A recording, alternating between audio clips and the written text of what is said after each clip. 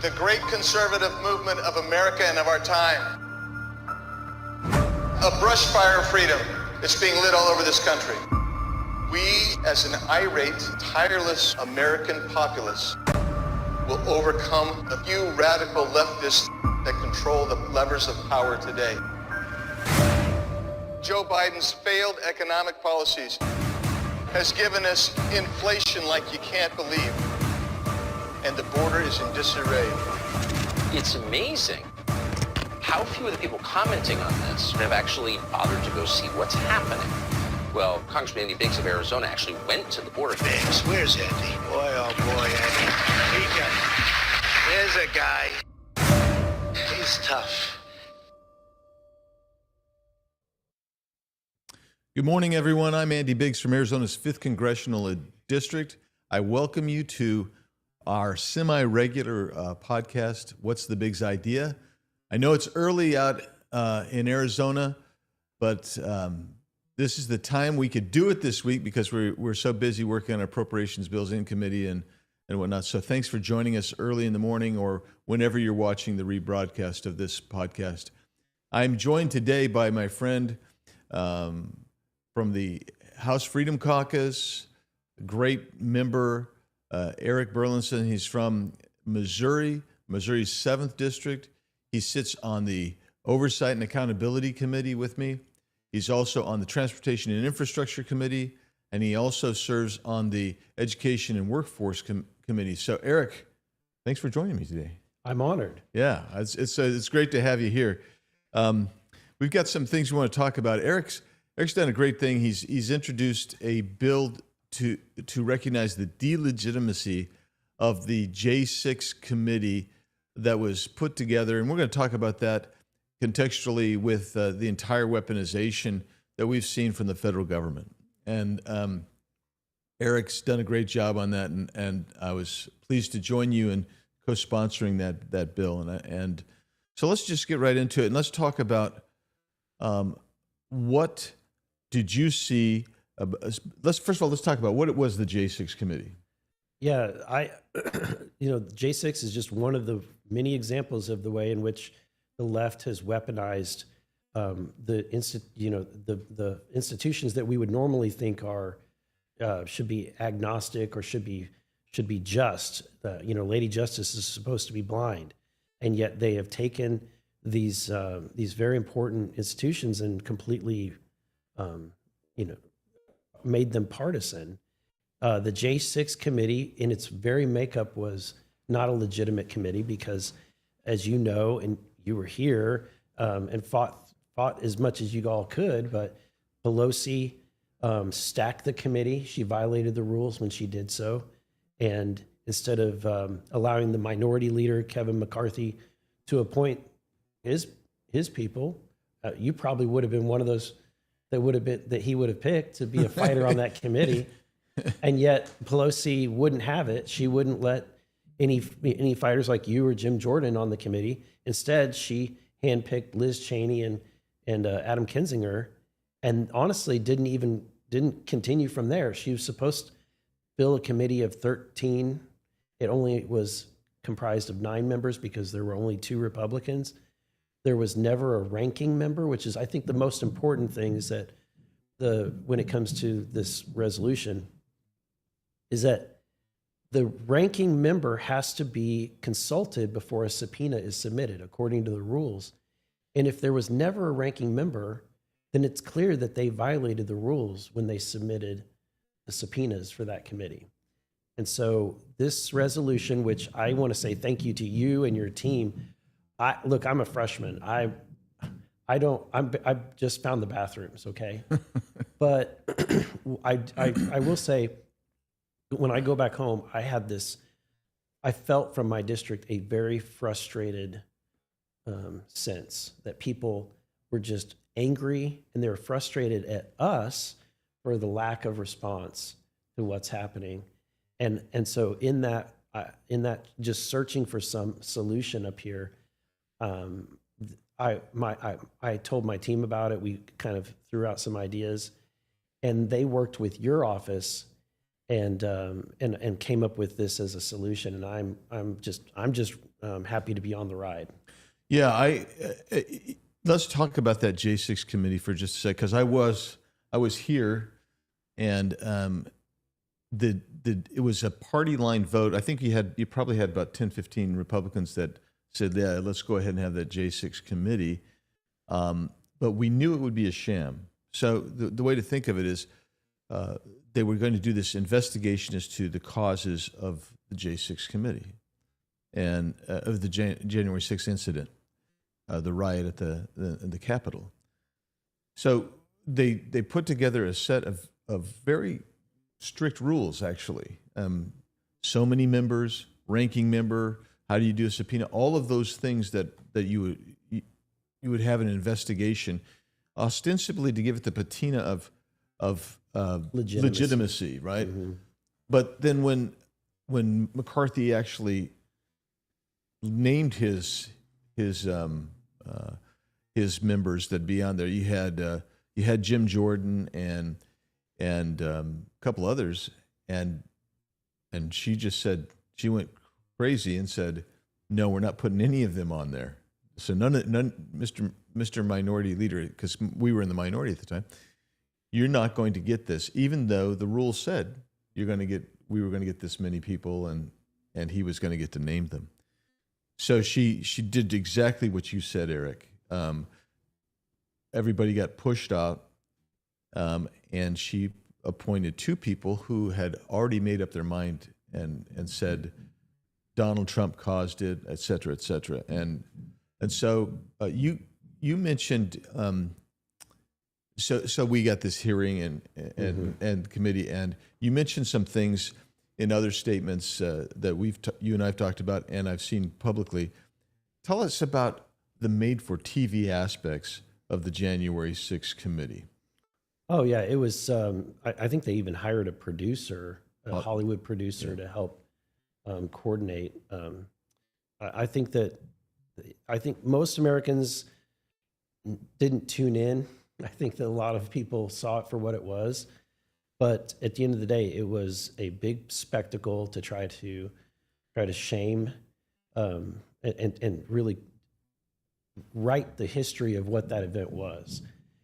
They tried to formulate what the history, like the history books would say about what happened on January 6th. And there's another story to be told. And I think I got in a little bit of trouble because I said, look, I come from Missouri. We have people with face paint and signs and that are angry. Sometimes they might handcuff themselves to your door, but that's what we call a Wednesday in the Missouri legislature, But at the end of the day, people have a constitutional right to petition their elected officials under the First Amendment.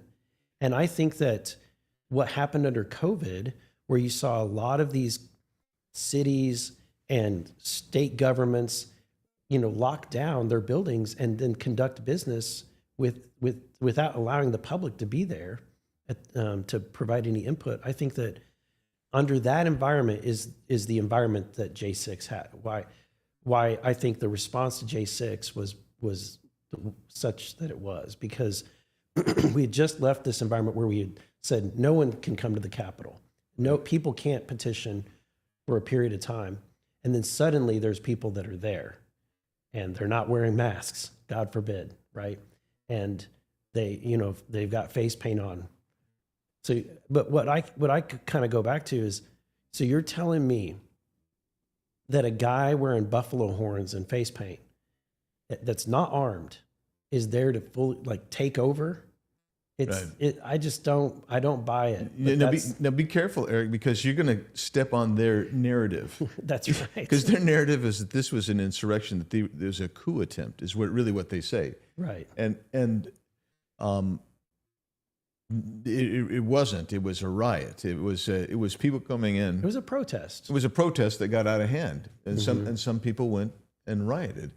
But you look at what happened there, and you compare it. I mean, if we were to compare it to the church incident, which happened 6 months before that, where you actually had the Antifa BLM movement come and light fires to the church, and were seeking Donald Trump so they could kill him because they wanted to remove him from office. That might be an insurrection or a coup, but you know how many people were arrested and prosecuted on that? None. Right. And it was a really out of control situation.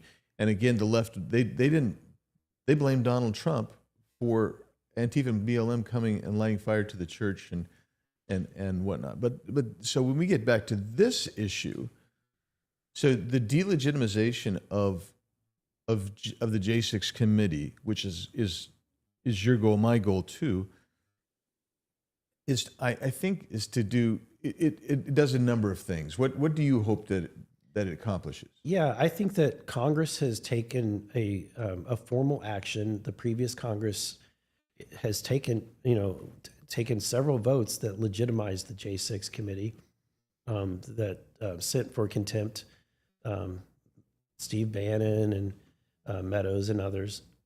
And I think this is right now, that's the last word.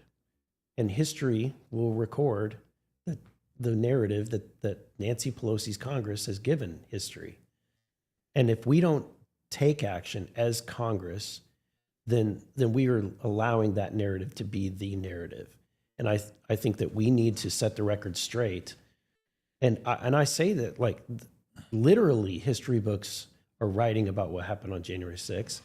And if we don't set the record straight, children in the future are going to look back and see it for what the Democrats saw it as. Instead, I want people to understand how partisan that committee was, how illegitimate it was in its makeup, and that they violated the rules. Yeah, I think those are the great goals. I mean, it's often been said that the victors write the history. I mean, and the reality is they've crafted a narrative that, as you say, will be it's etched in stone right now with the left-stream media and the people who write textbooks. But the reality is, it is even when you get Christopher Wray, who I have a lot of disagreements with, in questioning from Eric Swalwell of all people in Judiciary Committee a couple years back, Swalwell referred to it as an insurrection, January 6th, and Christopher Wray said, "Well, I'm bound by legal definitions, and it wasn't an insurrection." he said it was you had three groups basically: a lot of peaceful protesters. You had a little rowdy protesters, and then you had some people that got out of hand and rioted. That's what you had. But in the meantime, what we've seen, and this is why the question of the legitimacy of that committee is so important, is because you have people like Peter Navarro and Steve Bannon who believed that there was executive privilege, and so they said, we're not going to participate, and then they get arrested and prosecuted for contempt and doing jail time and what have you.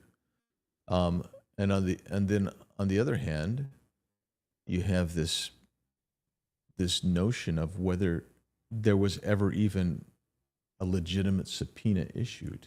Right. And I think your questions are great. Your motives are right. And then the other thing that is adding to fuel to the flame here is you've got the D.C. prosecutor who is a U.S. attorney, is a deputy U.S. attorney, and he's basically said he's going to arrest another 2,000-3,000 people who were at or near the Capitol on January 6th. Yeah, and this is the whole point of this, is that they've weaponized everything. I mean, that's where we started off, and I guess that's where we should go to. The next part is this overall context of the weaponization of the federal government and every institution against a conservative. Yeah, and what they're doing is obviously they're trying to imprison the 2,000-3,000 people that were there. But what they're really trying to do is send a message to every other red-blooded American that you don't dare, don't dare protest. Don't you dare raise your voice to this government. And I think that it's that chilling message is something that's that they're attempting to do, and I think that we should stop it, do everything we can to stop that. Do you think like the prosecutions, the weaponization, and you sit in oversight with me, so we hear about the use of government force. And by the way, I used to refer to this always as the awesome, indescribable power of government, right? Because they're the ones who legitimately or legally always get to have weapons. And they have a monopoly on power, on use Right. of force. Yeah. So the question is, have you seen this expand and change and become weaponized in all these institutions? And have you become more acutely aware of it since you've come to Congress? Yeah, I mean, honestly, even before, whenever I was running, I saw, and I'll say this, Andy, is that that's been the frustration that I've had over the last year and a half, is that I saw all of these issues and problems. I've seen how the federal government is, when you have the FBI abusing FISA, that hundreds of thousands of times, they spied on the incoming president of the United States. They spied on other members of Congress. They spied on American citizens. Okay. And then you had all the things that happened with the trying to cover up the Hunter Biden laptop story. They worked hand in glove with the social, media companies to silence, dissenting voices. I think that it's absolutely shocking and disturbing, and the response from Republicans is silence, and honestly, just feckless cowardice, or it's gotten. I felt like I was going to join a team of fighters, get up here, and we're going to take back America and return it to this, shining city on a hill. And I've just been so disappointed, because and it's not the Democrats that disappoint me, because I expect them to do what they're going to do. It's that there's so many of our colleagues that are, they're not interested in taking things back. They're not interested in responding to all of this. So that's what's frustrating to me. Yeah, it's. I was going to actually conclude as we move to the end of it, is to say what has been your biggest surprise in Congress? Maybe that's been your biggest surprise. It is.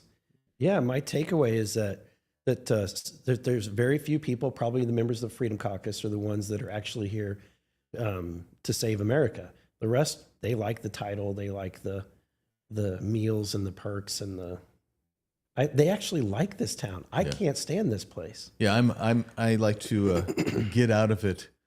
Every chance I get, I'm gone. But I have to confess, there are times that I sit there. So folks, the way this works is we don't have assigned seatings on the floor of the House when we go to vote, and so, but the conservative group oddly enough, we move right to the middle, so we kind of flow into the Democrat side and the Republican side, and. Mm-hmm. And I sit there, and Eric, sometimes I sit there and I say, well, this country is it's going to be tough to save this country with this group of people, right? And I just go, wow. I look at somebody and I might say, I think they're just happy to be here. They just want to be here. No, I think 2/3 of our conference are just happy to be here. You be careful. They're going to come after you now for saying that. Oh, well. You'll be a pariah, as we already are. Yeah. I didn't get up here to make everybody up here happy, right? Yeah. And that's I have a That's long right. view about things. I don't see that the way that I picture and try to be a good public servant and try to keep my humility is I try to remind myself all the time that someday I'm going to look back on this time that I'm here, and I don't want to regret or what I did or what I didn't do. And someday I'm going to stand before God, and He's going to say, I put you in this position, and For a time such as this. and you did, and so I want to be accountable. Well, you're doing a great job. I will say, Missouri 7th is fortunate to have you there. And I know that I know that you're doing a super job. I want to ask you one last thing. Let's close out with this. When we look at the J6 faux committee, I mean, it was just totally a sham, made for TV spectacle. You know, I mean, how many other special hearings or committees do you ever see run at prime time on TV with a Hollywood producer, where they're suppressing evidence? They're getting contrary evidence. So you have is it exculpatory? Yeah, they're suppressing exculpatory evidence, which is evidence that would actually exonerate somebody. Yeah. They're contravening evidence, what we call impeaching evidence. So you get this. Cassidy Hutchinson tells this wild story. They before they even put her on, they've already interviewed the drivers and the witnesses in the car who said that didn't happen and just never happened. Right. But they put on the sensational lie. So you get all that.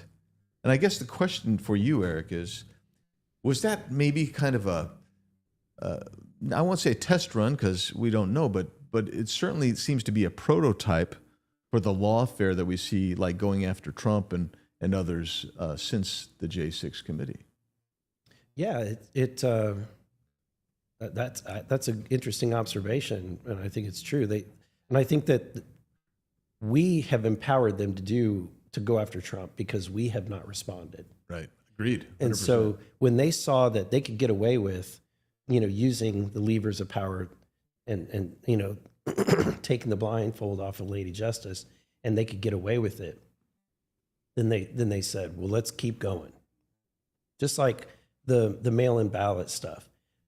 When the Democrats found that they could do that in California and they got away with it in 2018, then they said, oh, let's take this nationwide. Right. Well, and they used lawfare to do it. I mean, their guy, Mark Elias, I think it was 36 states. I can't remember if that's the right number, but filed lawsuits in all these states to change the election laws on the ostensible theory, or on the theory that ostensibly people were being suppressed if you didn't have ballot harvesting or mail-ins. Crazy. I mean, we've actually moved to this weird situation. I'm grateful to you, Eric, for filing this and leading on this J6 delegitimization bill. I'm with you all the way. I hope we can get the speaker to put it to the floor ASAP, but I have little hope. But I hope so. Little hope. Yeah. Well, we'll try and keep doing it. So, Eric, if somebody wants to follow you on social media, how do they get hold of you? Eric Burlison. I'm on all the socials. So Eric Burlison, that easy. It's that easy. Wow. I'm at Rep Andy Biggs AZ. That's how you get hold of me. So, or you can go to biggs.house.gov. Thank my guest, Congressman Eric Burlison from Missouri's 7th District. He's doing a great job in Congress. And thank you for joining us today. We'll catch you next time on What's the Biggs Idea?